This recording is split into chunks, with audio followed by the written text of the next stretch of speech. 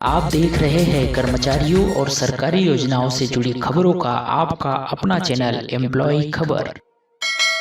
नमस्कार दोस्तों, एम्प्लॉय खबर चैनल के एक और नए वीडियो में आप सभी दोस्तों का फिर से एक बार स्वागत है। दोस्तों, कर्मचारी, मजदूरों और श्रमिकों के लिए यहां पर एक बहुत बड़ा झटका है। उन कर्मचारियों के लिए जो अपने यहां पर मार्च, अप्रैल और मई की सैलरी आने का इंतजार कर रहे हैं और सरकार से ये आस लगाए हुए बैठे हैं कि उनकी सैलरी के लिए सरकार कुछ न कुछ यहाँ पर करेगी।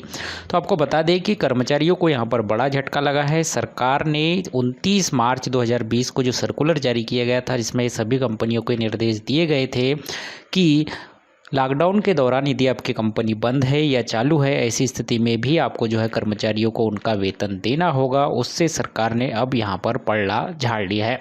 तो कुल मिलाकर यह मामला सुप्रीम कोर्ट में भी गया था, सुप्रीम कोर्ट में अभी लंबित भी है, लेकिन क्या पूरा मामला यहाँ पर हुआ है, यही जो है जानकारी आपको देने वाले हैं। और सरकार ने किस तरह से यहाँ पर लॉकडाउन में सैलरी देने के आदेश को वापस लिया है, वो जानकारी भी आपके साथ शेयर करने वाले हैं।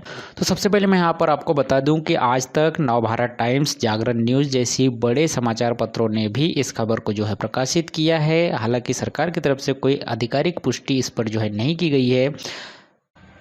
इससे पहले सरकार की ओर से 29 मार्च 2020 को एक आर्डर यहाँ पर जो है जारी किया गया था, जिसमें कि जो लॉकडाउन के कुछ नियमों के तहत यहाँ पर कंपनियों को यह इशू किया गया था कि कंपनी के अंतर्गत जो भी कंपनी के एम्प्लॉयर है, नियोक्ता है, वो यहाँ पर उनके अंतर्गत कार्य करने वाले जो भी लेबर है, उनको जो है पेमेंट और उनकी जो वेजेस है उन्हें यहाँ पर बिना किसी रुकावट के लॉकडाउन के दौरान भी यहाँ पर देगी। जैसा कि आप स्क्रीन पर 29 मार्च 2020 के सर्कुलर का पॉइंट नंबर 3 यहाँ पर देख पा रहे होंगे, जिसमें स्पष्ट रूप से कहा है कि कर्मचारियों को उनकी वेतन लॉकडाउन के दौरान भी बिना किसी कटौती के यहाँ पर दी जाएगी। 29 मार्च को ये सर्कुलर यहाँ पर government of India, ministry of home affairs की तरफ से जारी किया जाता है।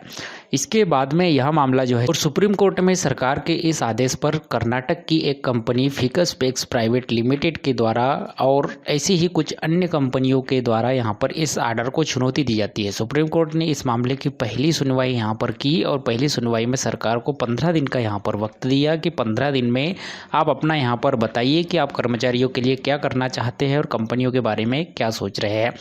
इसको लेकर 15 दिन बाद जब शुक्रवार को इसकी दूसरी सुनवाई हुई, तो इस दौरान भी सरकार ने यहाँ पर कोई भी अपना पक्ष नहीं रखा और सुप्रीम कोर्ट की तरफ से एक और हफ्ते का टाइम यहाँ पर केंद्र सरकार को दिया गया। लेकिन इस दौरान सुप्रीम कोर्ट ने कहा कि इस एक हफ्ते के दौरान ऐसी कंपनियों पर किसी भी तरह की कानूनन कार्रवाई यहाँ पर नहीं की जा सकती है। अब यह एक हफ्ते का टाइम यहाँ पर 23 मई को जो है संपन्न होने वाला था। इसी बीच सरकार ने लॉकडाउन को यहाँ पर जो है बढ़ा दिया। कोविड-19 महामारी की रोकथाम के लिए 25 मार्च से जो है लॉकडाउन चालू था, जो कि 18 मई से इसका चौथा चरण चालू हुआ और गृह सचिव के लॉकडाउन के चौथे चरण को लेकर रविवार 17 मई को एक दिशा निर्देश जारी हुआ। इस दिशा निर्देश में गृह मंत्रालय प्रकार के मानक परिचालन प्रोटोकॉलों का जिक्र किया है, जिसमें से ज़्यादातर लोगों की आवाजाही से संबंधित है। लेकिन इस गृह सचिव द्वारा 29 मार्च को जारी किए गए उस आदेश के बारे में उस आदेश को शामिल नहीं किया है जो कि सरकार की तरफ से कर्मचारियों को लॉकडाउन के दौरान उनकी सैलरी देने का आदेश था। गृह मंत्रालय ने नए निर्देशों में कहा है कि जहां तक इस आदेश के तहत जारी परिशिष्ट में कोई भी प्रावधान नहीं किया गया है, वह आपदा प्रबंधन अधिनियम 2005 की धारा 10(2)(1) के तहत राष्ट्रीय कार्यकारी समिति द्वारा जारी आदेश 18 मई 2001 से अमल में नहीं माने जाएंगे।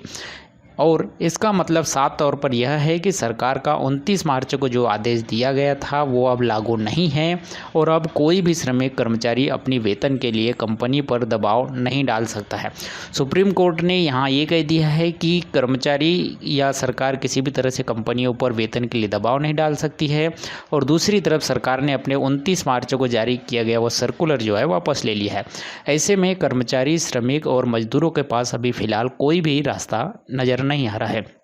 यह कंपनी चाहे तो खुशी से अपने कर्मचारियों को यदि वेतन देना चाहती है तो दे सकती है। सरकार ने यहाँ से जो है अपने हाथ पीछे खींच ली है। हालांकि यहाँ पर मैं अभी फिर से एक बार आपको स्पष्ट करना चाहता हूँ कि सुप्रीम कोर्ट में मांगे गए जवाब के अनुसार अभी सरकार ने लिखित में कोई स्पष्ट आदेश नहीं दिया है, लेकिन ऑफ होम अफेयर्स की तरफ से 17 मई 2020 को लॉकडाउन में वृद्धि के दौरान जो भी सर्कुलर जो गाइडलाइन यहाँ पर नई जारी की गई थी, जो आर्डर जारी किए गए थे, उसमें आप यहाँ पर जो है तीसरे नंबर पर देखेंगे तो इसमें स्पष्ट रूप से लिखा गया है कि 18 मई 2020 के पहले जो भी यहाँ पर चीज़ें मैनेजमेंट एक्ट के तहत, डिजास्टर मैनेजमेंट एक्ट के तहत जारी की गई थी, वो जो है अब इसके बाद लागू नहीं रहेगी।